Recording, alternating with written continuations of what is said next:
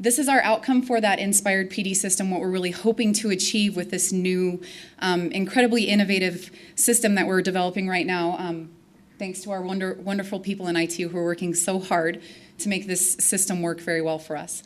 We're hoping really to provide our staff with a world-class tool that will systemically align their professional learning to student growth and achievement. We really feel like if professional learning is not ultimately impacting student growth and achievement, then we shouldn't be doing that, right? That's the ultimate goal here with our professional learning. Wanted to mention also that we've had a chance to pilot this a little bit, the system at Teacher and Leader Academy, as Pat mentioned, we're running this week. And the reception to the system so far has been amazing. People are very impressed with it, very excited to get going in the system. So again, a huge thank you to our IT counterparts for being so extremely collaborative, so responsive. They've just done a really great job at making the system do everything we had hoped it would do. Along those lines too, with Teacher and Leadership Academy, I'm just continually reminded of how amazing our people here in Douglas County are, how amazing our educators are, and just how lucky we are to have this job to work to continue to support them with professional learning. So thinking about the system, one of the things we wanted to make sure is really define the why. Why are we remodeling the current system that we have? The system that we currently have really works only to register our participants and do transcripting features.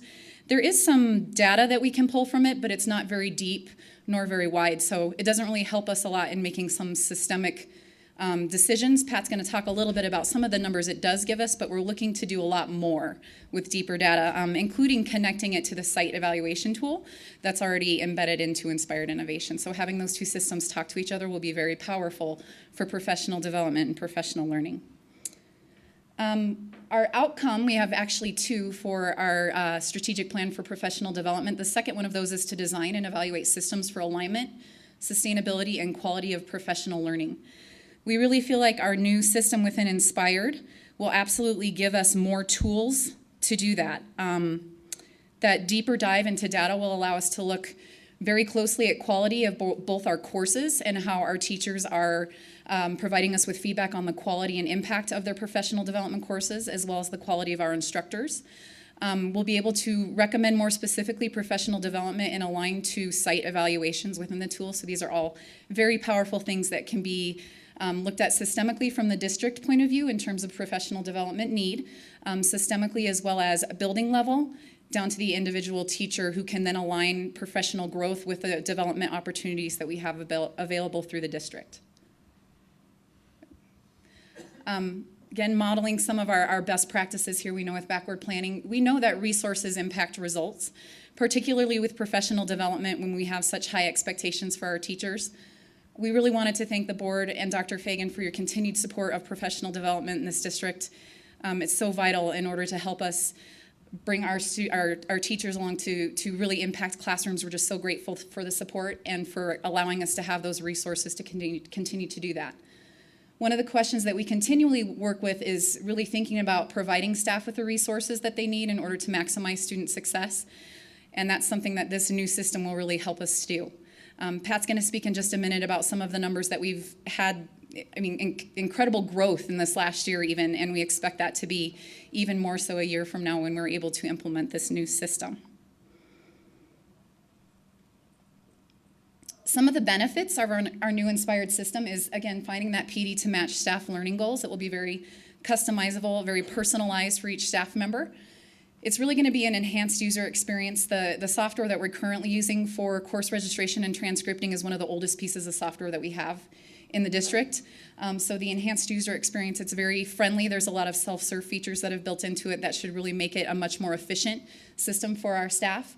And also, again, that ability to evaluate our data, to really look at quality, and it'll serve as a great needs assessment for us systemically for the system as well. And so we're just very excited for this and are very thankful for the chance to speak about it. In terms of timelines and rollout, what is happening next, we're getting very close to implementation. This has been a very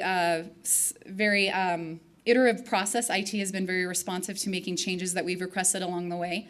We've been working together for about 9 months now on the system, so it's very close to release right now. We're running current pilot courses. It's been demoed at Teacher and Leadership Academy, and we're making sure that those pilots are going to ensure a smooth transition to what is a pretty major piece of software in the district.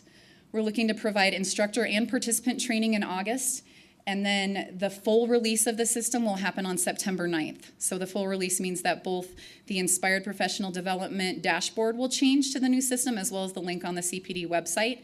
And we're working very hard to make sure that the courses that fall in between those two windows are handled smoothly by our office at CPD. So that is our update on Inspired. And thank you again for your support. And Pat has some exciting data that he's going to share with you about our professional development impact during the last school year.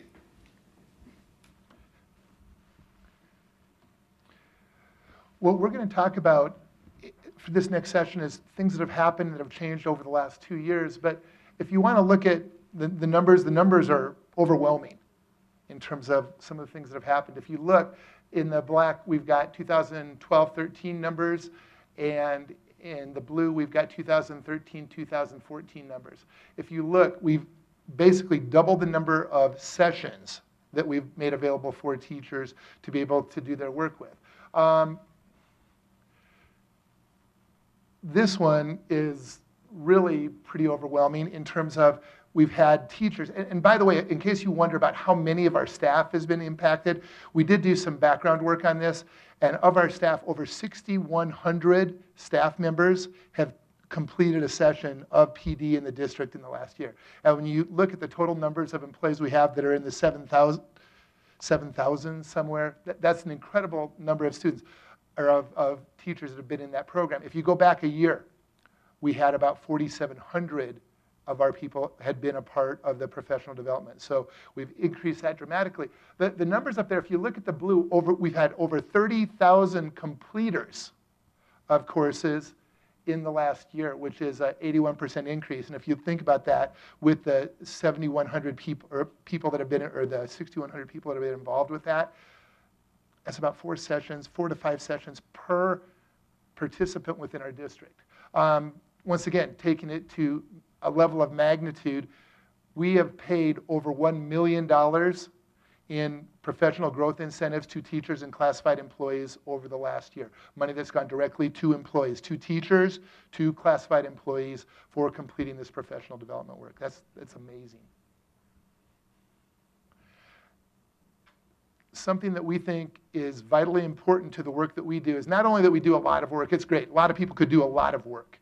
But what we've done is we've focused our work at what matters most to our teachers and, more importantly, to our students that are in the classrooms right now.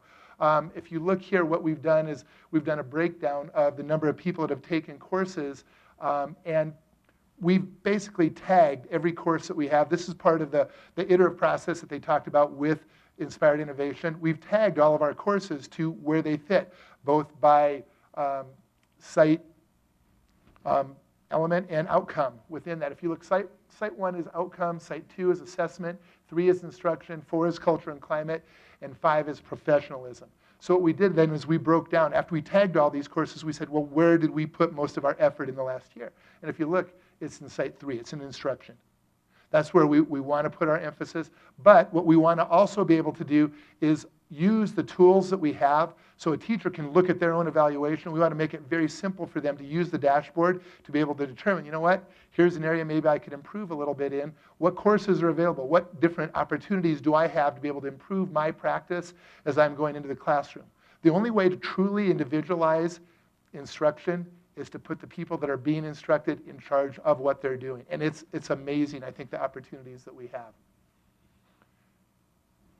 One of the things last year, Dr. Fagan's classified advisory committee came to her and they said, we have some concerns. And these concerns were primarily about 2 things. One, they said, we need more PD. We need to increase the amount of PD that we have access to within our district. And secondly, we need to improve communication within our sites with the people that are working within the buildings. So as a result of that, Peggy Mueller, who also is a coordinator in my department, who's fantastic, she couldn't be here tonight, basically they got to work. And there was a 151% increase in the number of participants completing PD in the classified realm. In the classified, we'd originally budgeted somewhere around $100,000 for them to do for their PGI type work, their professional growth incentives. Is close to $300,000 that we've paid out to classified employees. Another piece is we've said we've got to improve communications within our sites. Brian talks all the time about retention of employees, and we think communication is vital towards being able to keep these people in their positions. So we started a mentor program within our schools. We don't require people to do any of these programs within our schools. They're optional. If we can't add value to what we've done and they're not going to become a part of it, we're not going to do it. I always talk to Dr. Fagan and say, well, I'd like to require, as soon as I say that, she says no. She says, if you can't add value to the program, then we're not going to do it. We have 53 sites, because remember, when we're talking about classified employees, it might be an operations and maintenance site rather than a school. But it was a great first year. In Leadership Academy this year, we had 62 participants. We've been running this for about the last 7 years, I think now. Peggy Mueller and their group has been doing this, basically training our classified employees to promote themselves within the system, giving them the skills and knowledge that they need to be able to be leaders within our system. And they've worked their way up through the system. I think it's a fantastic program. Finally, I'd like to turn this over to Liz Walhoff to talk about where we're going to go in the future.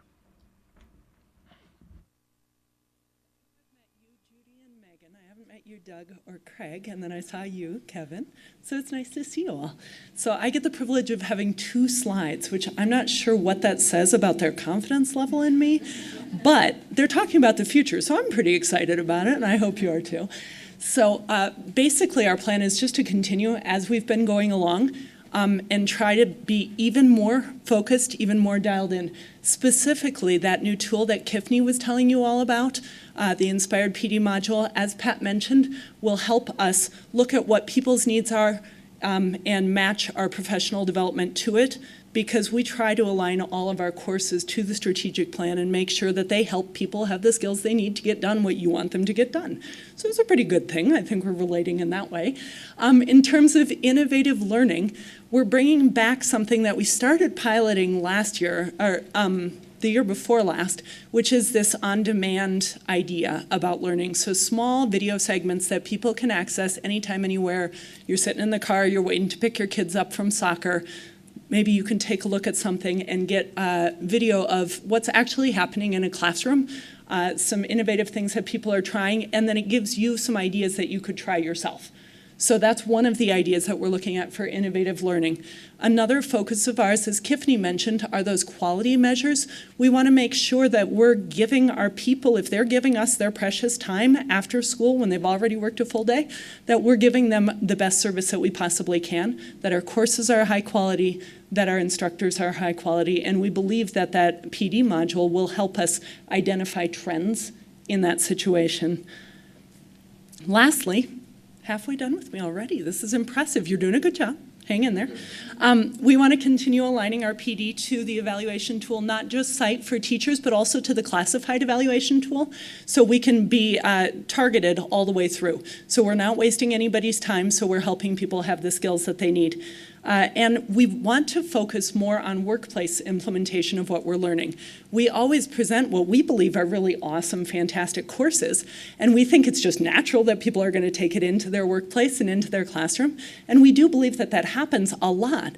But now what we want to do is systematize it a little bit more, be just a little bit more intentional about asking people to go in, try things out, follow up with colleagues, follow up in their situation and say, hey, how did it work for you? If it didn't work well, what can we do differently? How can we support you? If it did work great, wonderful, let's celebrate. We'll put it in a 3-minute video. People can watch it while they're waiting to pick up their kids from soccer.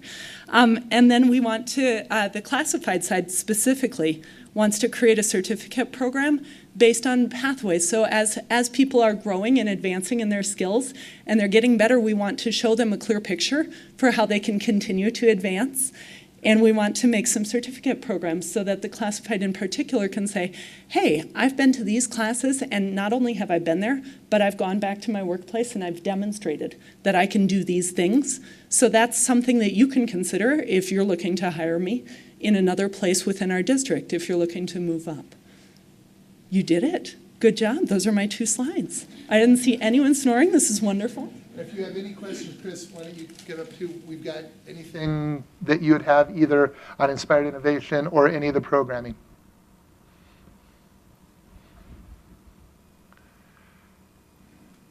Or not. Any questions, directors? What does the district spend on professional development annually?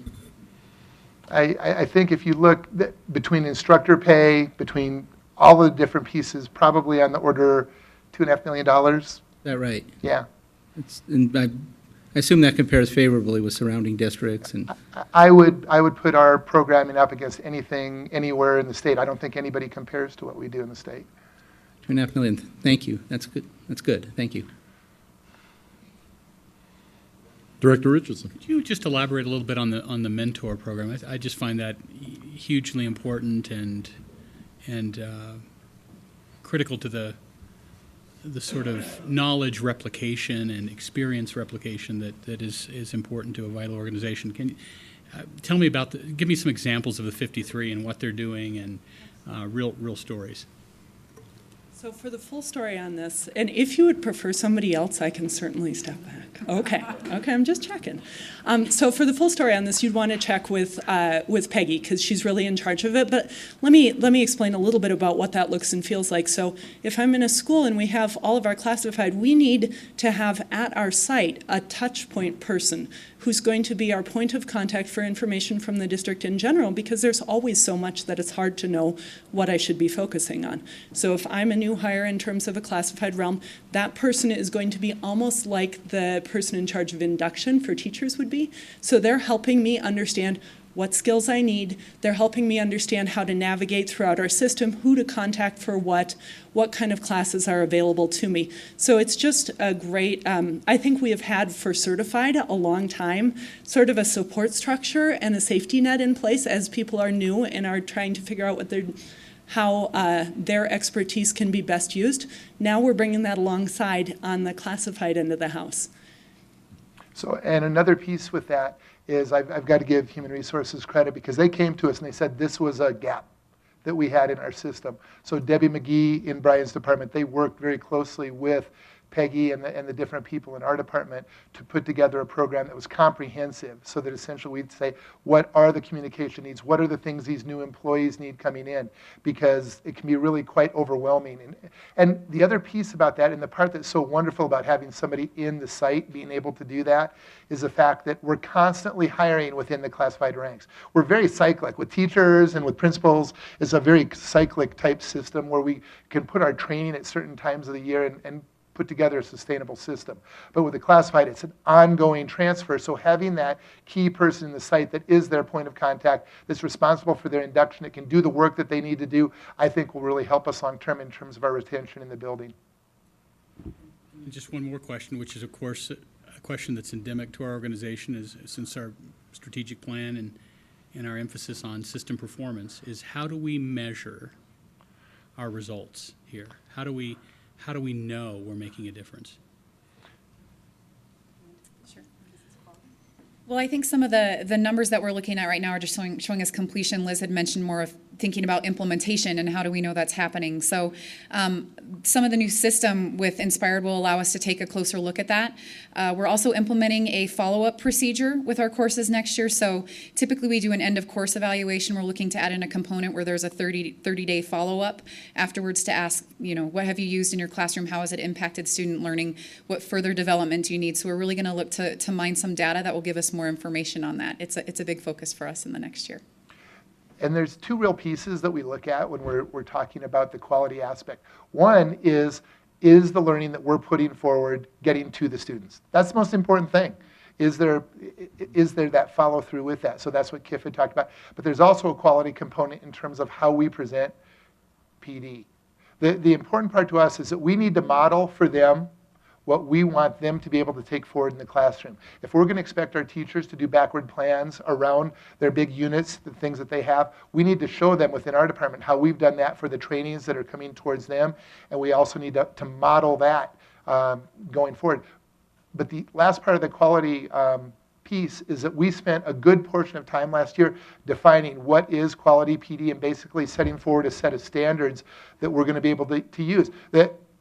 I guess it's kind of important to note we couldn't really do a lot of this before because there were no mechanisms in place. Everything was do it by hand or on a piece of paper, or you do a thumbs up, thumbs down at the end. Do you like it's not about whether or not they like their professional development per se. It's basically, is their application and was it presented and modeled to you in a way that you feel that you'll be able to transfer into the classroom. So a lot of the importance behind having this connection between the site piece of inspired innovation and what we're doing right now is going to allow us, we're going to be able to see if somebody is, one of the things I think the state talked about in Senate Bill 191 is that we have to have remediation plans in place for our teachers that we have put in those kinds of spots. So we're going to be able to say, here's targeted PD at those areas, and we'll be able to measure both maybe student impact and impact on the evaluation of the individual teacher. Well, I certainly would be curious at the right time when there's sufficient and reliable data to get a report on that feedback loop and understand the metrics and understand the results. We'd like to implement the system first, but then Yeah, we'll follow up there's on that. Yeah. But we ask about measurement and accountability early on in every project around here, and so begin to think about that. And I'm certainly I have an appetite for that kind of periodic reporting to the board.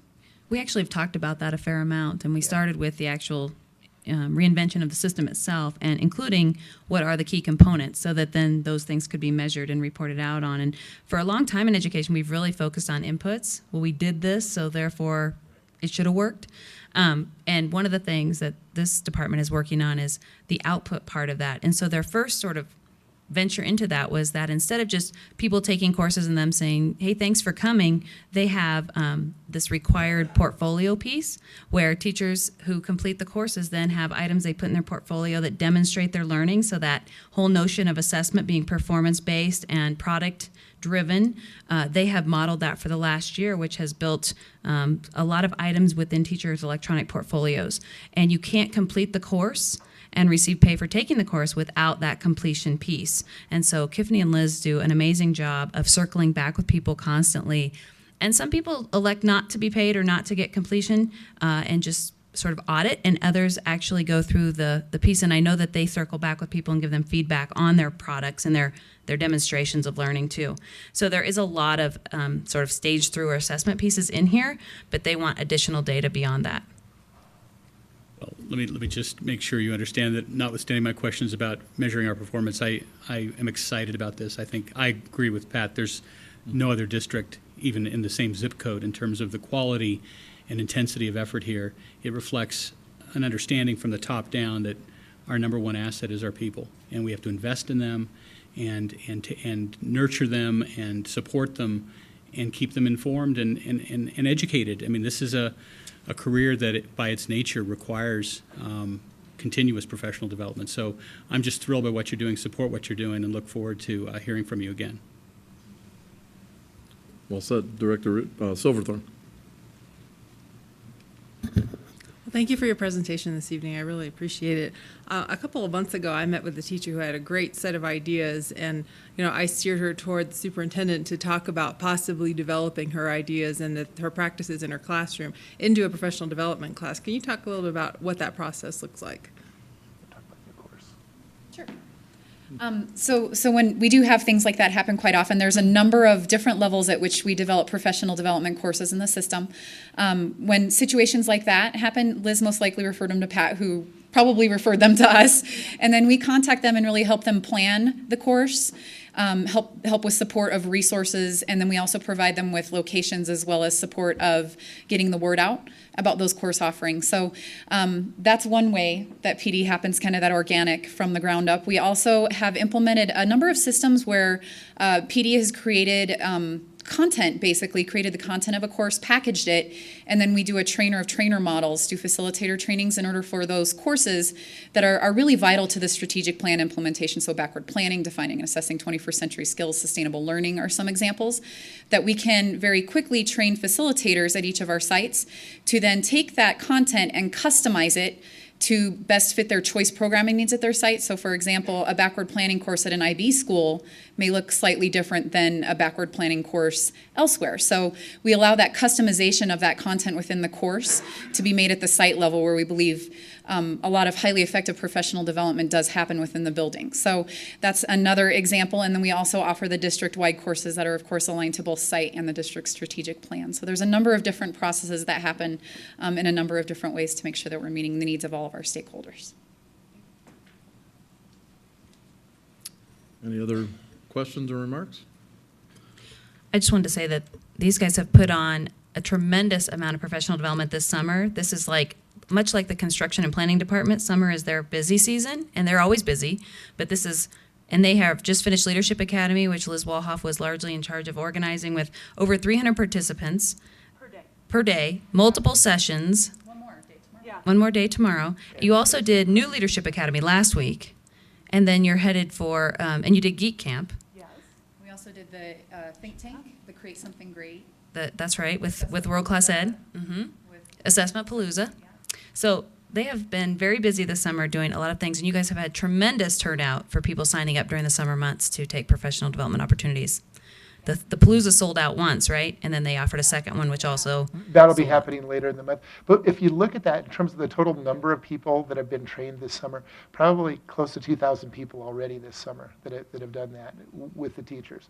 And a lot of this, remember, it's the resources that have been provided to be able to do that, the professional growth incentives that have allowed, we get our bang for our buck.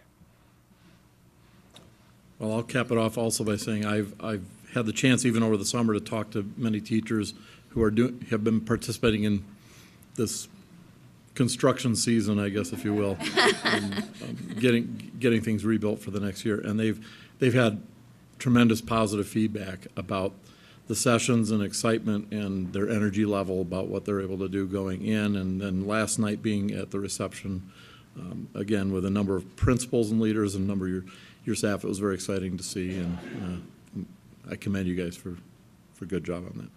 We're just very lucky, and we have good department support from other departments, so it's definitely not an only us effort. Sure. And people are great. We have educators who are just the best. I mean, and they are continually growing and wanting to do the best for kids. So we're really fortunate to be able to work with the quality of people that we have here in Douglas County. And I think finally, to wrap this up, we can talk about that what we've determined is the best way to do PD is to enable the great teachers in our district to be a part of what we're doing. We've put together what are called learning and leadership teams in all of the sites. World Class Education has put together a group of people. The assessment folks have put together a group of people. We're excited. Jason Germain and his group have put together a group around the personalized learning type for that. But what we're doing is the way we figured out that the best way to do professional development is to enable these great teachers that we have in our schools and make them leaders, make them stand up within their sites and help to do that, because a centralized system isn't the way to go. The best way is to diffuse it throughout the entire system, grow it up, build leaders, and be able to do it that way. So thank you so much for the time.